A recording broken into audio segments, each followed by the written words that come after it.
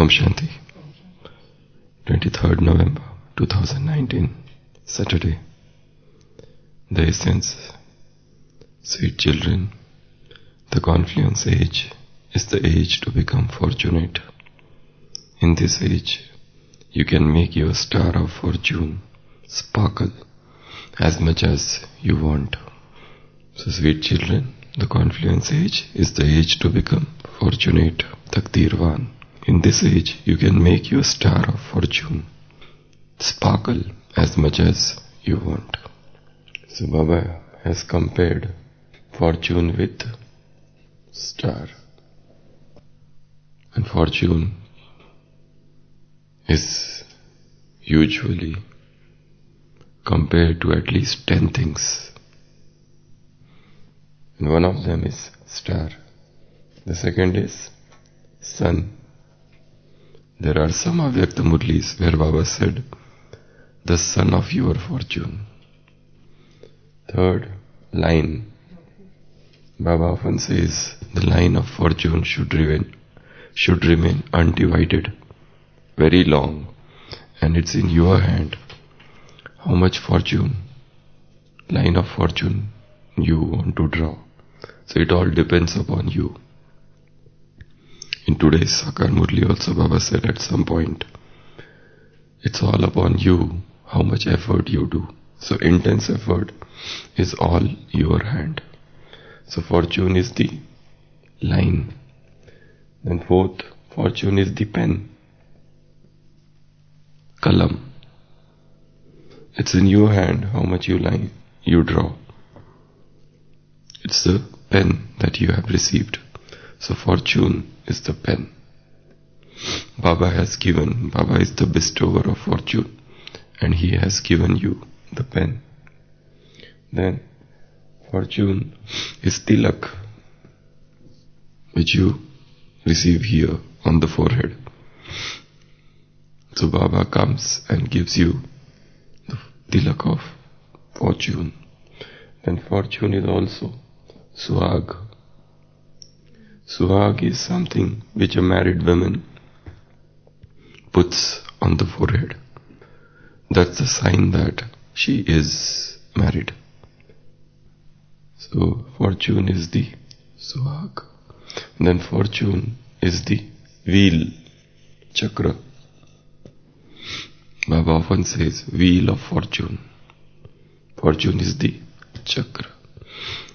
And then fortune is the door, dwar. Fortune is often compared to door. The door of fortune is opened. So fortune is a door. Then fortune is the treasure, khazana. Fortune is the treasure. And the last 10th, fortune is the blessing, vardhan. Yeah, even picture. Baba often says, the picture of your fortune, you can draw as much as you want. So these are so many comparisons scattered over different Avyakta Murlis. Sometimes fortune is a star, sometimes it is sun, sometimes it is line, sometimes it is pen, sometimes tilak, sometimes suhag, sometimes wheel, sometimes door, sometimes treasure, sometimes blessing, and sometimes picture. So different comparisons of fortune. And Baba often compares things whenever he wants to explain anything.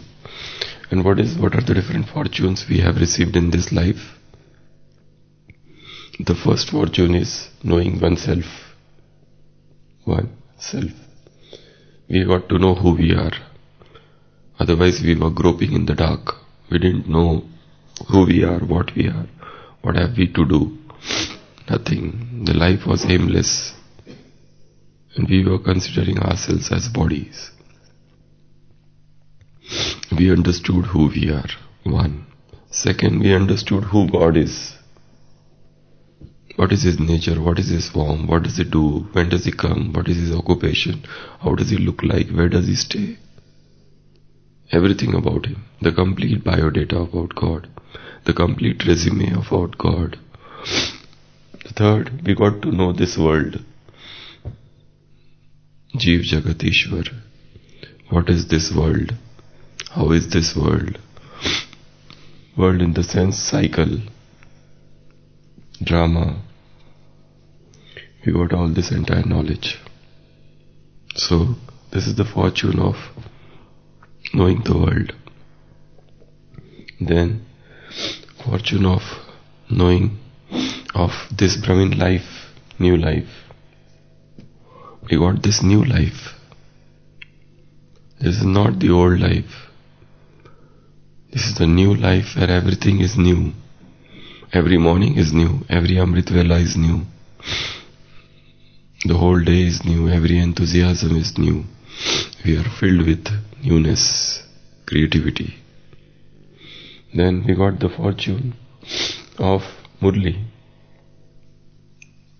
Every day's Murli is the treasure of infinite Gyan, knowledge. And then we got the fortune of Brahma Bhojan, eating food which is very pure, where worldly people are eating the food which is prepared in Ravan's kitchen. We are eating the food which is prepared in Ram's kitchen. So there are two types of kitchens. One is Ravan's, another is Ram's. Then we got the fortune of Amrit Vela. The whole world is sleeping, and we get up early morning hours and are lost in the love of God. Is it not the great fortune? So, fortune of Amrit Vela. Then, fortune of Srimad, Maryadas, codes of conduct. We have understood the laws of life. What are the different codes? What are the different Srimad and Maryadas of this Brahmin life? Then we got the fortune of purity. Baba has given us the pure life, and we can understand purity only when we follow it. Only when we get to know the benefits of purity, then only we do understand what is it. Otherwise we never can understand purity just by listening about purity. Purity is not something to be spoken about or heard. It is something which is to be experienced in one's own life, and what are the benefits that one derive from it. Then we got the fortune of this Brahmin family, this godly family, this spiritual commune, this spiritual organization. So, divine family. Then we got the fortune of this sacrificial fire, to be a part of this sacrificial fire, yajna. Then we got the fortune of Madhuban, which is one of the greatest places in the world, the highest pilgrimage. Then we got the fortune of service, seva, spiritual seva. We got the fortune of Rajyoga. We got to understand what is Rajyoga. People think yoga means exercise, asanas. That is their conception about Rajyoga. But Rajyoga doesn't mean just doing different postures. So our next fortune is the fortune of trying to understand. We got to know the full detailed philosophy of Rajyoga. Our next fortune is the fortune of elevated aim that we got. That is to become an angel. In today's Murli, the blessing is based on this one word, angel. Angel are those who don't have any bodily relationships. They stay away from the dirt of body and from the dirt of bodily relationships. Because the moment soul touches soil, it becomes dirty. Soul should stay away from this body and everything which is connected to the body. Relations, the facilities, the different desires, the indulgence, the land, the language, the culture, the tradition, the ceremonials, the enjoyments, the gratifications, the desires, the passions, the sanskars, and everything which is pertaining to the body. Soul, when the soul stays away from all the filth, dirt, murk of body, soul is set to be in the stage of an angel. So we got the fortune of becoming an angel in this very birth. People only have heard about angels.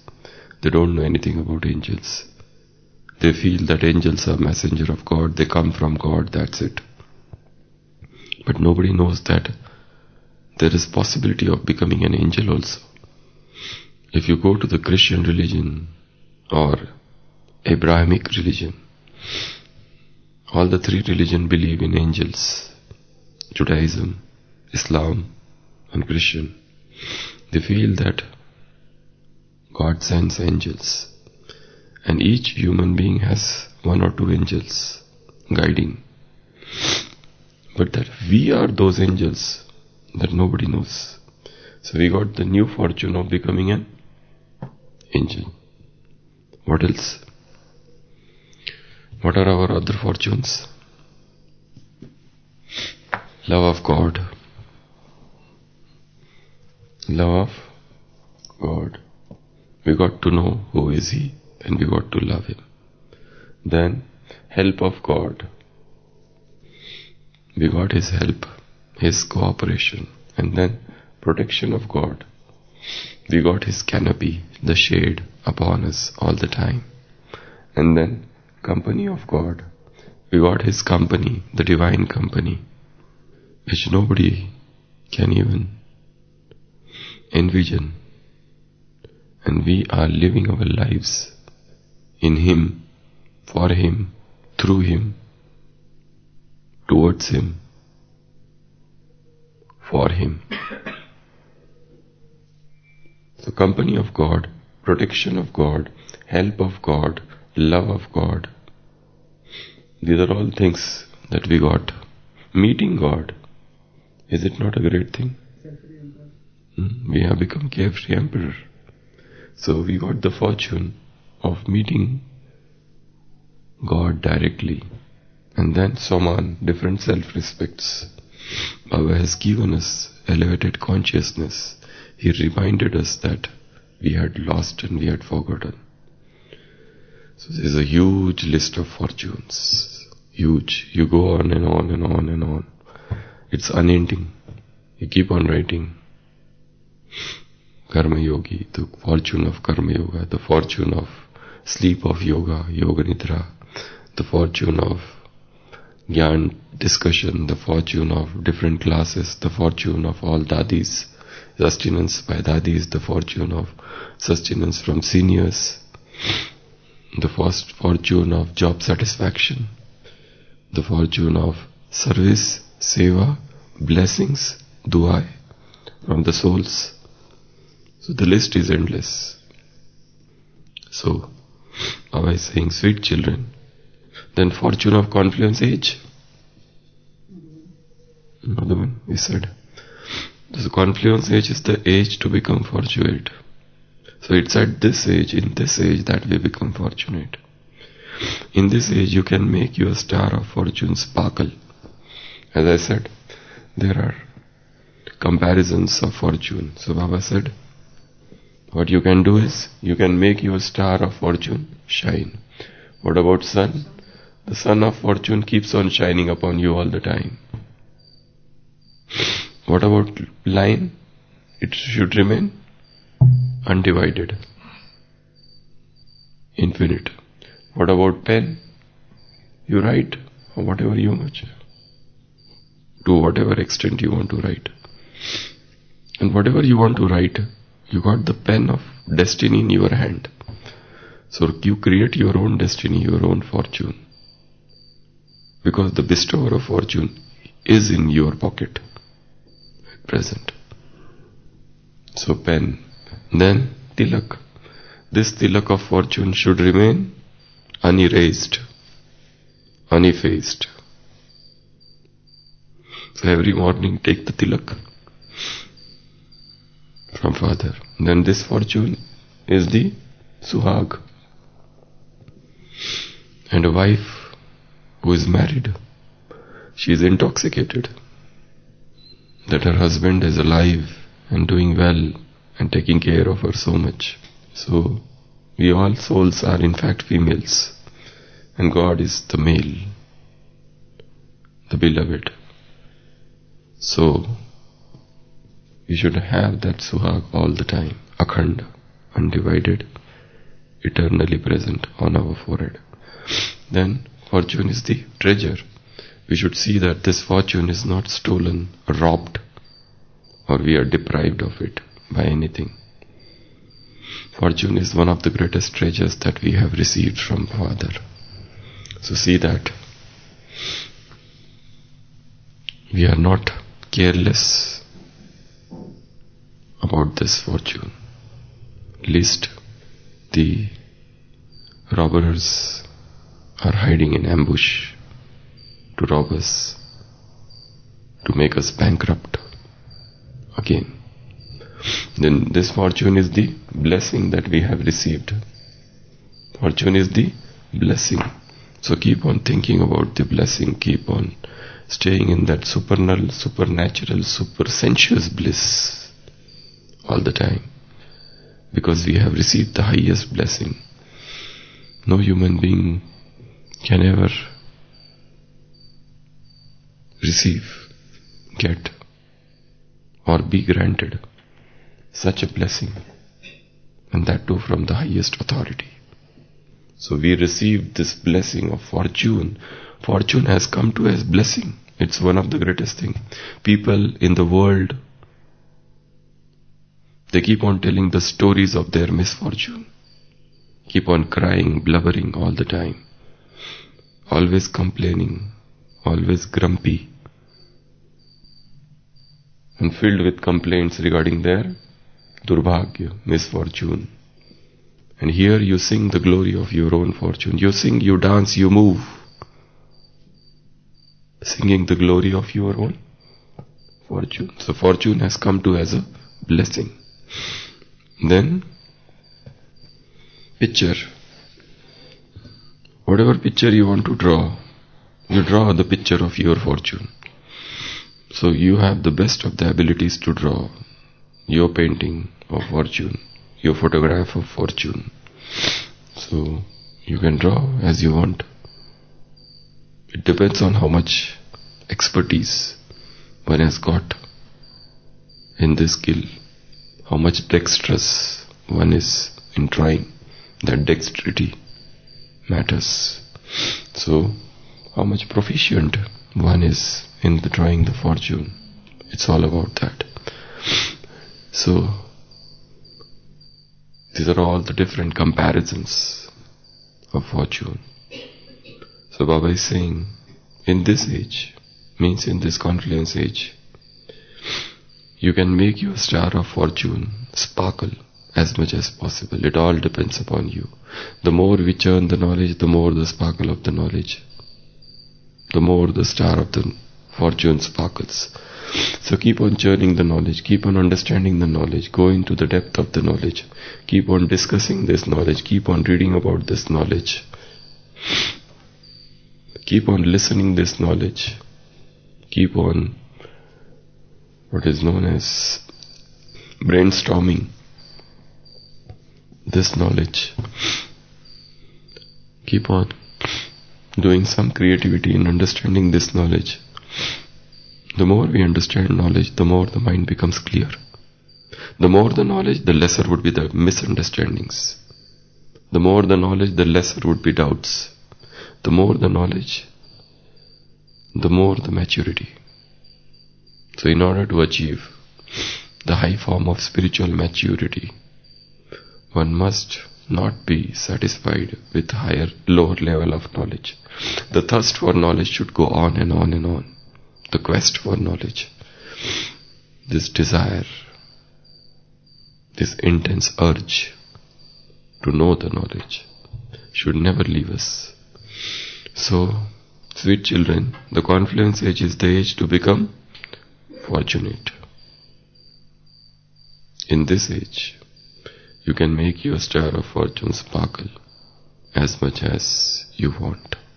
So it all depends on you. Our fortune is in our hand. For example,